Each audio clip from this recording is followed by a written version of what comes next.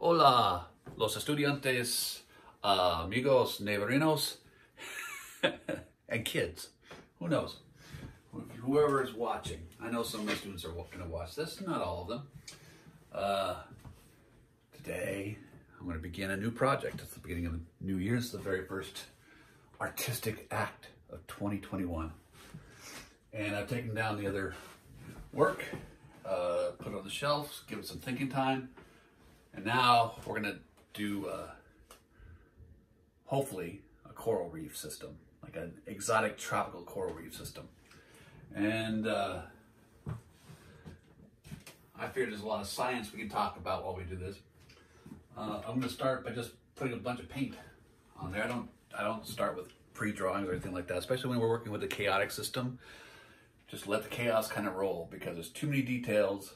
If you try to like draw everything in perfectly, it just would not work. So the first thing is I just got to get a field of blue in there, because the light underwater, as you look far away, is mostly blue, usually.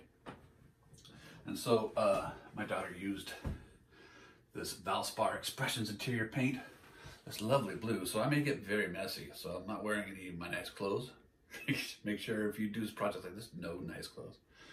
The shirt's missing buttons, so I figured it could get dirty and shrinking on me anyway, so who knows. But I love this blue. My daughter started with this blue here up in her room. And I thought, you know what? Who am I to deny this blue? This blue is gorgeous. And so, again, I'm using that landscape material. It's those plastics, spun plastic. You can see it has a consistency of, cotton candy kind of, in a way. It has a little bit of texture, but also paint goes through it. So I can't really care about what's on the other side of that wall. And kind of wish I had a bigger brush here. Uh-oh. This is going to be a little bit messier than I'm used to even. Now, when you're painting an underwater scene, I've only done it once before in my basement. Some of you might have seen that, some of you have not. The whole ripple effect up here, I only want to make it seem like I'm only about like a few feet underwater. So most reef systems are the ones that we're aware of or we see are kind of close to land, close to the surface. So, although they have found cool reef systems that go farther down, this system will be, I better get this out of the way, close to the surface. So we're going to see sort of some striations of the ripples on the top of the surface here. That's my goal. So really my goal today is to get as much paint on the surface as possible. Oh my gosh. This is just gonna be what I made the studio for, was to get really messy in, and this is gonna be an experience of getting really messy. Oh my goodness. I want to get as much of that blue as I'm wasting that paint.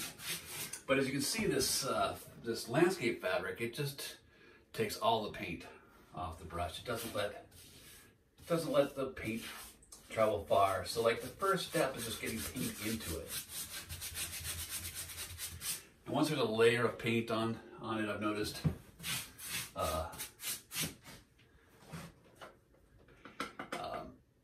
you can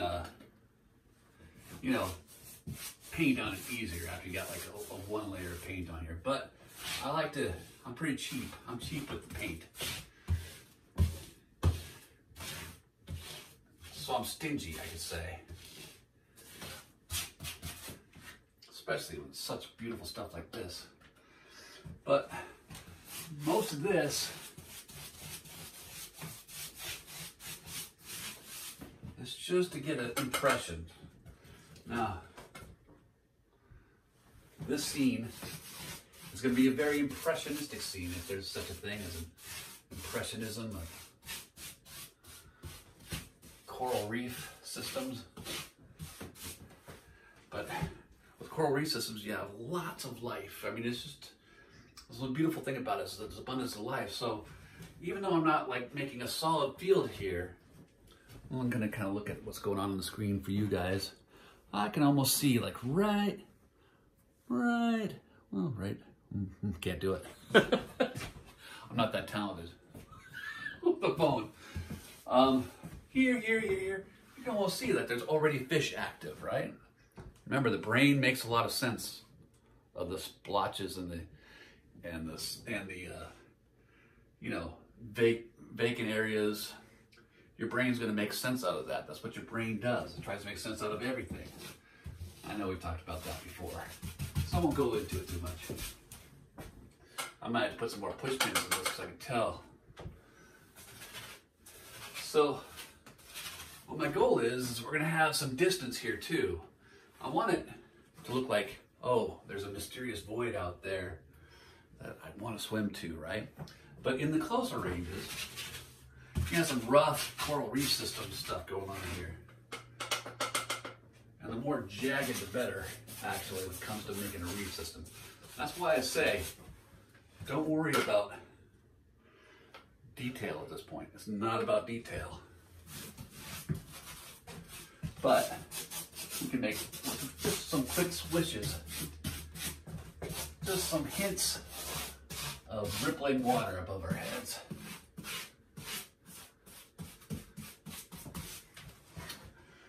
And I don't want to use all this blue because I want to use this on some of my walls actually downstairs.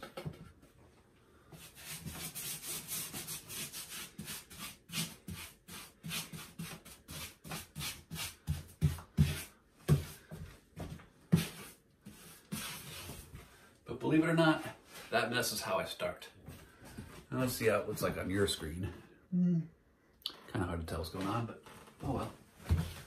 This is just the beginning. If you saw the last project and you were wondering what the heck it was going to turn into, it certainly turned into something all its own.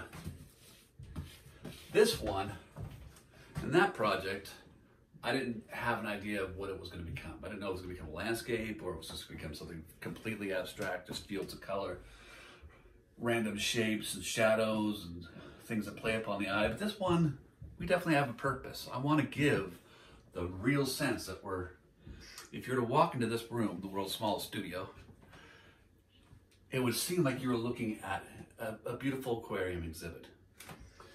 And I don't know about you, whenever I visit an aquarium, I am just overwhelmed with joy at seeing such a spectacle. But also I'm overwhelmed with sort of this calmness as I see these wonderful creatures just kind of drifting by and interacting. Of course, now, in the real world, there's all sorts of tumult and chaos and life and death. There's a struggle. These creatures the creatures that we hope to show here, have all developed little survival skills, things that give them advantages, camouflage, definitely one of them. But the great thing about doing something like this is that there's a lot of color involved. A lot of these fish have magnificent color. A lot of the corals have magnificent colors. And so, what I'm looking at here, in general, is I'm going to see maybe some coral reef structure coming down here, a little bit here, but I want to kind of, you don't quite see the bottom of this thing yet. Maybe in a different video I'll do a different space, but you'll see some, some of the sand on the bottom. So almost like we're walking on underwater in the sand. And there'll be like little ripples in the sand as the waves have made. So the top will kind of mimic the bottom in a little bit. There's a lot of mirroring that goes on when you're underwater. The way the light reflects Aflacs.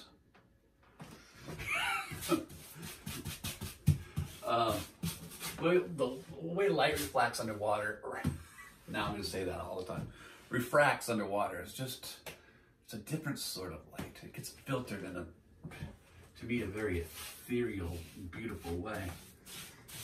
And so,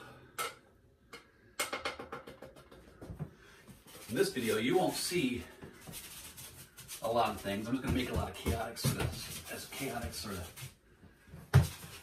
squiggles as much as I can. In the foreground, we'll be using a lot more like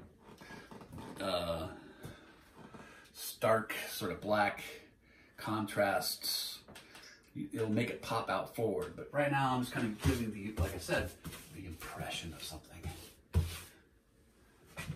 And this will be a good start. Maybe I'll focus on just right here, making it as solid as possible.